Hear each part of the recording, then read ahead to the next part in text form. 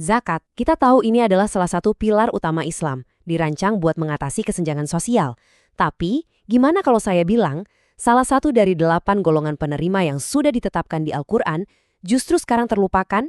Padahal, masalah yang seharusnya diatasi, yaitu perbudakan modern, justru makin parah. Yuk, kita bongkar kisah tentang golongan zakat yang hilang ini. Oke, kita mulai dari dasarnya dulu ya. Zakat itu bukan sekedar sumbangan biasa. Aturan mainnya jelas banget, presisi, langsung dari Al-Quran. Dananya harus dibagi ke 8 golongan spesifik, atau yang kita kenal sebagai asnaf. Tujuannya untuk melindungi kelompok-kelompok yang paling rentan di masyarakat. Jadi, ini adalah sistem yang sangat terstruktur. Nah, ini dia ke-8 golongan itu. Kita pasti familiar lah ya sama fakir, miskin, amil, dan seterusnya. Tapi, coba deh perhatikan yang terakhir, recap. Secara sejarah, kategori ini punya tugas yang luar biasa mulia, membebaskan manusia dari perbudakan. Nah, disinilah pertanyaan besarnya muncul. Di zaman sekarang, di mana perbudakan model zaman dulu secara hukum sudah dihapus, terus gimana nasibnya asnaf rikop ini? Apa salah satu dari 8 pilar zakat ini sekarang jadi usang? Gitu aja? Untuk menjawab itu, kita perlu mundur sedikit. Kita harus paham dulu, apa sih makna asli dari rikap? Jadi, dalam fikih atau hukum Islam klasik, rikop itu artinya jelas banget, hamba sahaya atau budak.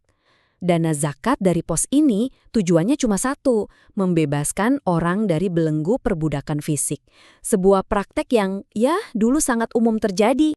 Nah, yang menarik, dari dulu pun para ulama punya 2 pendekatan utama. Ada pandangan dari mazhab Maliki yang praktis banget, dana zakat bisa dipakai buat langsung beli kebebasan seorang budak dari tuannya. Tapi, mayoritas ulama punya pandangan lain. Dananya diberikan kepada budak jenis mukatab. Ini adalah budak yang udah bikin perjanjian sama tuannya buat nebus dirinya sendiri. 2 cara berbeda tapi tujuannya tetap sama, kemerdekaan. Oke, itu tadi cerita zaman dulu. Sekarang, ayo kita lompat ke era modern. Karena ternyata, kisah tentang rikop ini belum berakhir dengan dihapuskannya perbudakan klasik. Disinilah konsep ijtihad atau penafsiran kontekstual jadi krusial banget. Cendekiawan besar seperti Syekh Yusuf Al-Qaradawi menegaskan intinya gini, semangat syariat itu harus dijaga. Kalau tujuan utamanya adalah pembebasan, maka kita wajib mencari bentuk-bentuk perbudakan baru yang ada di zaman kita sekarang. Dan ini bukan lagi sekedar teori loh. Di Indonesia, lembaga resmi negara seperti Baznas sudah melakukan pembaruan definisi rikop secara formal. Mereka secara eksplisit memasukkan korban perdagangan manusia, tawanan, dan siapapun yang kebebasannya direnggut ke dalam kategori ini. Artinya, cakupannya jadi luas banget dan super relevan dengan kondisi sekarang. Ini bukan cuma soal perdagangan orang, tapi juga membebaskan komunitas yang dieksploitasi, membantu korban kekerasan pulih, sampai mendanai rumah-rumah aman atau safe house. Ini adalah definisi pembebasan yang komprehensif untuk abad ke-21.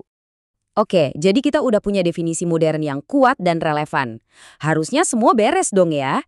Nah, sekarang mari kita bandingkan dengan kenyataan di lapangan. Dan disinilah kita menemukan sebuah kontradiksi yang jujur aja sangat mengejutkan.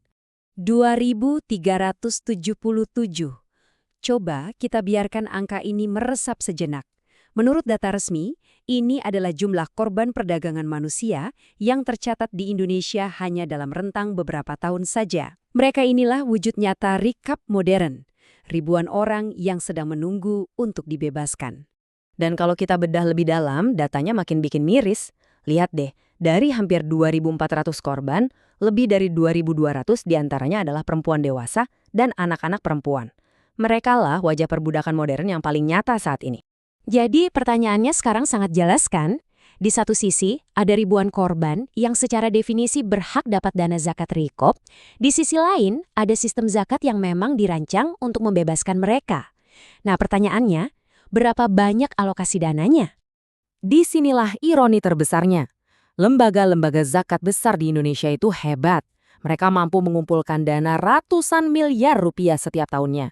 Tapi, pas laporan keuangannya ditelusuri selama 5 tahun terakhir, alokasi untuk asnaf rikop nyaris nol, hampir tidak ada. Bahkan, faktanya, dari beberapa lembaga zakat besar yang diteliti, hanya 1 yang mencatatkan penyaluran untuk rikap. Dan jumlahnya Rp1 juta selama 5 tahun. Di tengah ratusan miliar dana yang terkumpul, hanya Rp1 juta yang tercatat untuk membebaskan ribuan korban. Angka ini benar-benar memaksa kita buat merenung. Sebenarnya, apa yang sedang terjadi di sini? Biar saya perjelas, ini sama sekali bukan masalah kekurangan uang. Kapasitas finansialnya ada dan sangat besar. Dana operasional lembaga zakat saja bisa mencapai puluhan bahkan ratusan miliar. Jadi, sumber daya bukan alasannya. Jadi kesimpulannya cuma satu, dan ini menohok sekali. Ini adalah murni masalah prioritas.